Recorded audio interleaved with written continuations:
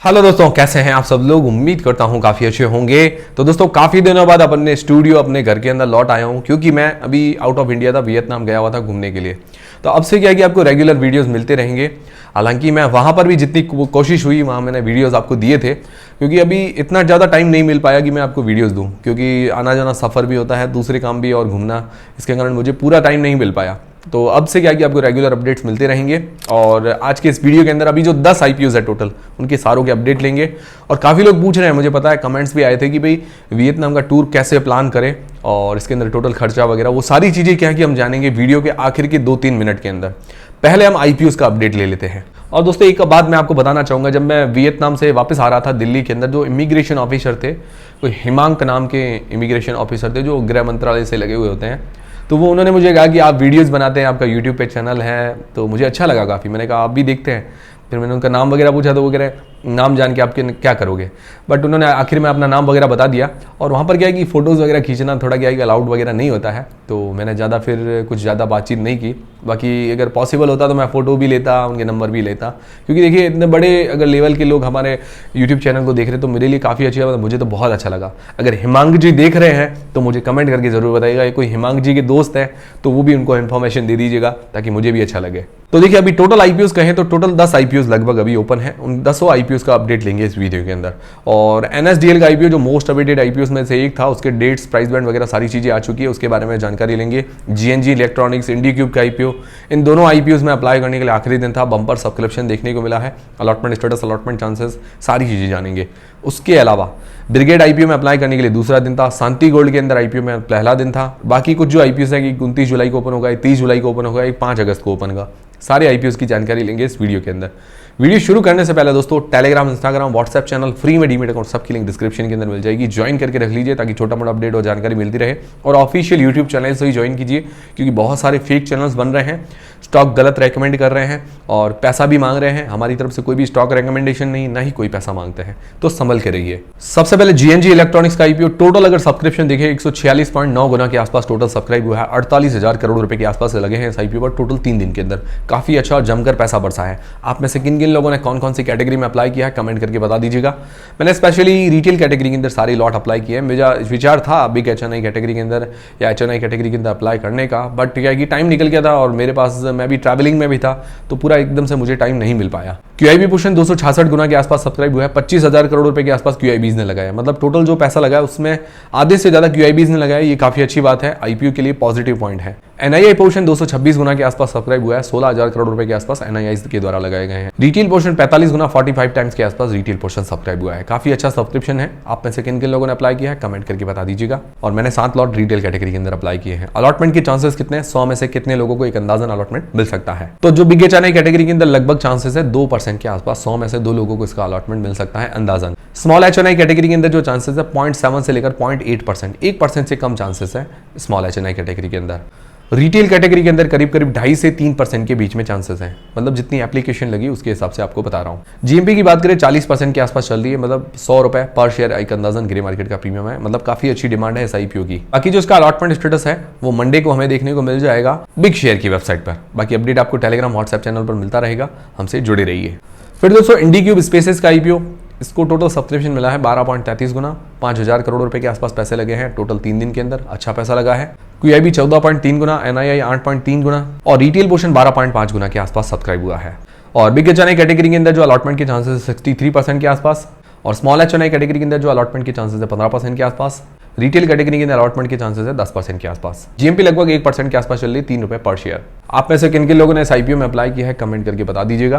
फिर दोस्तों तीसरा आईपीओ ब्रिगेड होटल वेंचर्स का आईपीओ, इस आईपीओ में अप्लाई करने के लिए दूसरा दिन था। 24 से लेकर 28 जुलाई के बीच में ये आईपीओ ओपन रहेगा। इसके रिव्यू का वीडियो अभी तक डाला नहीं है, डाल के आपको पूरा अपडेट वगैरह फाइनल अपडेट आपको मिल जाएगा। प्राइस बैंड 85 से लेकर 90 रुपए के बीच में 166 शेयर्स का ही लॉट है। जीएमपी लगभग 5 रुपए पर शेयर है, 5% के आसपास लगभग जीएमपी बता रही है, जीएमपी अभी कम है। आप में से किन किन लोगों ने इस आईपीओ में अप्लाई किया है कमेंट करके बता दीजिएगा। टोटल 2 दिन के अंदर 1.19 गुना के आसपास सब्सक्राइब हुआ है। ओवरऑल ठीक है सब्सक्रिप्शन।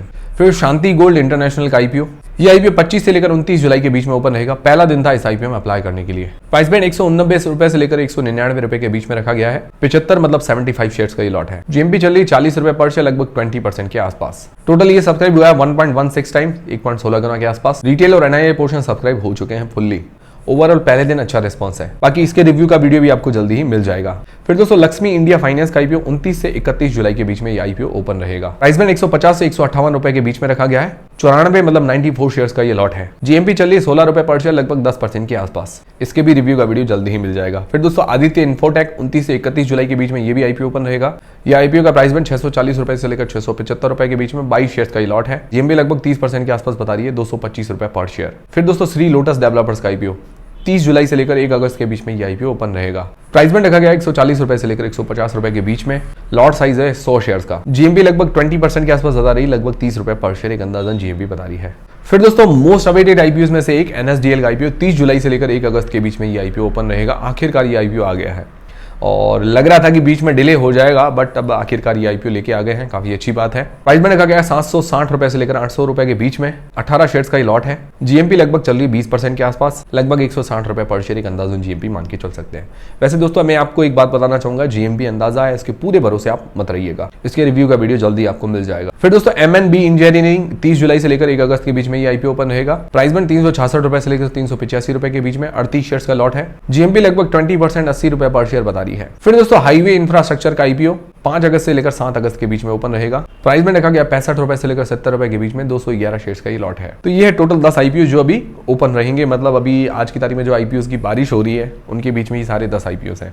तो उनके रिव्यू का वीडियोस वगैरह सारी चीजें आपको अपडेट मिलते रहेंगे। अब रेगुलर हमसे जुड़े रहिए, टेंशन करने की जरूरत नहीं है। बाकी टेलीग्राम, इंस्टाग्राम, फ्री में डीमेट अकाउंट सबके लिंक डिस्क्रिप्शन के अंदर मिल जाएगी। अब दोस्तों बात करें वियतनाम टूर के बारे में। काफी लोग मुझे पता है सवाल पूछ रहे हैं, और अगर हिमांक जी देख रहे हैं तो मुझे कमेंट करके जरूर बताइएगा, मुझे भी अच्छा लगेगा। और ये भी अच्छा लगता है कि भाई इतने जो बड़े बड़े लोग हैं वो हमारे वीडियोस देखते हैं, तो मुझे काफ़ी अच्छा लगा, मतलब बहुत दिल से काफ़ी अच्छा लगा।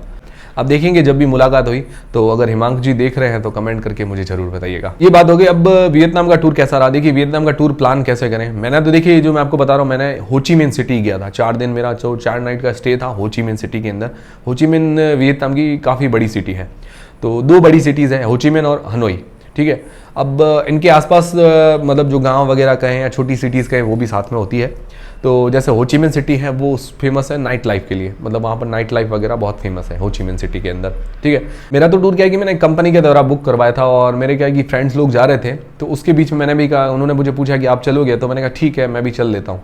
वैसे मेरा टूर क्या है कि 60,000 रुपये में पड़ा, पर 60,000 रुपये में मेरा महंगा था, क्योंकि एक तो फ्लाइट भी उस हिसाब से थी और होटल्स भी उस हिसाब से थी। मेरा जो होटल का किराया था लगभग पर डे का 7,000 रुपीज़ के आसपास था, और बाकी अगर फ़्लाइट्स देखें तो वो भी मुझे 26-27 हज़ार में फ़्लाइट रिटर्न की पड़ी, इतनी लगभग पड़ती है।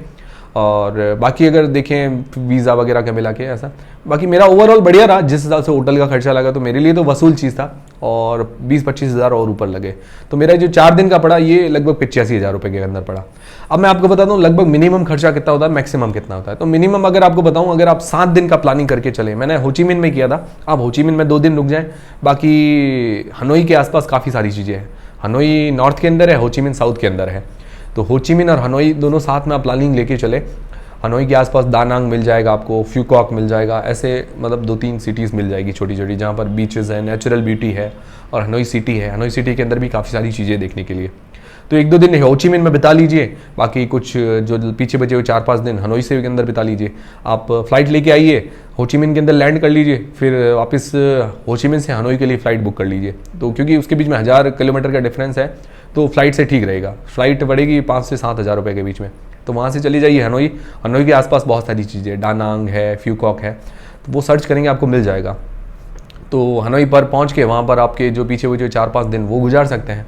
तो लगभग आप 7 से 8 दिन का अगर टूर प्लानिंग करके चले तो मिनिमम अगर आपको देखें तो 50,000 में पड़ जाएगा, मैक्सिमम आप 80 से 85 हज़ार रुपये के अंदर पड़ जाएगा। मतलब ये बेसिक खर्चा आपका बता रहा हूँ। बेसिक खर्चा कैसे ही आपको फ्लाइट जो पड़ जाएगी लगभग मिनिमम अगर कहें, मैंने अहमदाबाद से देखी थी तो 16,000 रुपये की रिटर्न फ्लाइट आने और जाने की, और कहीं और से देखेंगे दिल्ली वगैरह तो आप मैक्सिमम 30,000 मान के चले। 16,000 से लेकर 30,000 रुपये के अंदर फ्लाइट पड़ जाएगी, तो मिनिमम मैक्सिमम दोनों बता दिया। फिर जो वीज़ा का खर्चा है 2500 से 3,000 रुपये के बीच में, ठीक है, ये तो दोनों में फिक्स है। फिर अगर होटल आप देखें, हॉस्टल्स भी मिल जाएंगे 500 रुपये पर डे वाले जो हॉस्टल्स होते हैं, मतलब जिसके अंदर बेड लगे होते हैं बहुत सारे, और अलग अलग कई सारी कंट्रीज से आपको लोग मिल जाएंगे। अच्छा मतलब घूमने वाले लोग मिल जाएंगे वहाँ पर। अगर आपको जाना है तो 500 रुपये पर डे के अंदर मिल जाएगा आपको रूम। और कुछ ऐसे हैं होटल्स आपको 1000 से लेकर भाई 10-15 हज़ार जहाँ तक भी आपका बजट हो वहाँ तक मिल जाएगा। 1000 रुपये के अंदर भी अच्छा होटल मिल जाएगा आपको, ऐसे टेंशन करने की ज़रूरत नहीं है। पर आप 2000 रुपये भी मान के चले एक अच्छी होटल के, 1500-2000 रुपये तो भी अच्छा है। तो मैं मिनिमम अगर 1000 रुपये भी लेके चलूँ तो 7000 रुपये होटल के खर्च हो जाएंगे। और फिर खाना अगर देखें तो सुबह और शाम दोनों का मिला के 1000 रुपये के आसपास आपको मिल जाएगा। इंडियन रेस्टोरेंट खूब है और 2 जने साथ मिलके जाएंगे तो थोड़ा और सस्ता भी पड़ जाएगा, रूम का शेयरिंग भी हो जाएगा और दूसरा उसके अलावा खाने की भी शेयरिंग हो जाएगी। तो इंडियन होटल्स खूब है, टेंशन करने की ज़रूरत नहीं है। बनारस है, गेटवे ऑफ इंडिया है, ऐसी कई सारी होटल्स है और दाना पानी मिल जाएगी वोंगताओ के अंदर, तो कई सारी होटल्स है। तो मिनिमम जो मैंने बेसिक खर्चा आपको बताया वो लगभग आपको मान के चलिए कि भाई 33,000 के आसपास ये मिनिमम बेसिक खर्चा है, मतलब खाना पीना फ्लाइट। और मैक्सिमम अगर आप खर्चा करना चाहें, मतलब जैसे मैंने होटल में अंदर रहा था, अगर 7 दिन ऐसी होटल में अंदर रहे आप तो आपके मिनिमम 75 से लेकर 80,000 रुपये के बीच में खर्चा आ जाएगा। फिर अगर आप एक्स्ट्रा घूमना चाहें तो आप देखिए मैंने वो 33 और एक 80,000 ये बताया, ये बेसिक खर्चा। फिर एक्स्ट्रा आप घूमेंगे 15-20 हज़ार का घूमना हो जाएगा। सिटी टूर करेंगे जैसे हो ची मिन्ह का तो 500 से 1000 रुपये के बीच में पूरा सिटी टूर हो जाएगा एक दिन के अंदर। हनोई के अंदर भी ऐसा ही है, 500 से 1000 रुपये के अंदर हो जाएगा। बाकी साइड की जो है डानांग वगैरह वो वहीं से आपको बुक हो जाएगी, तो इतना ज़्यादा कोई खर्चीला नहीं है। आप 50 से लेकर लाख रुपए के बीच में, 50,000 से लेकर लाख रुपए के बीच में आराम से बढ़िया टूर कर सकते हैं और अच्छा टूर हो जाएगा। फिर जिसको ज़्यादा नाइट लाइफ एंजॉय करनी हो तो हो ची मिन्ह सिटी के अंदर आप नाइट लाइफ एंजॉय कर सकते हैं। वो भी आपको कोई भी चाहिए तो 3 से 5,000 रुपये के बीच में सारा आपको सेटिस्फेक्शन मिल जाएगा। ठीक है, अब सारी चीज़ें क्लियर है, मैंने सारी चीज़ें क्लियर कर दी है। वीडियो पसंद आए तो लाइक जरूर करें, चैनल को सब्सक्राइब कर ले। मिलते हैं दोस्तों अगले वीडियो के अंदर।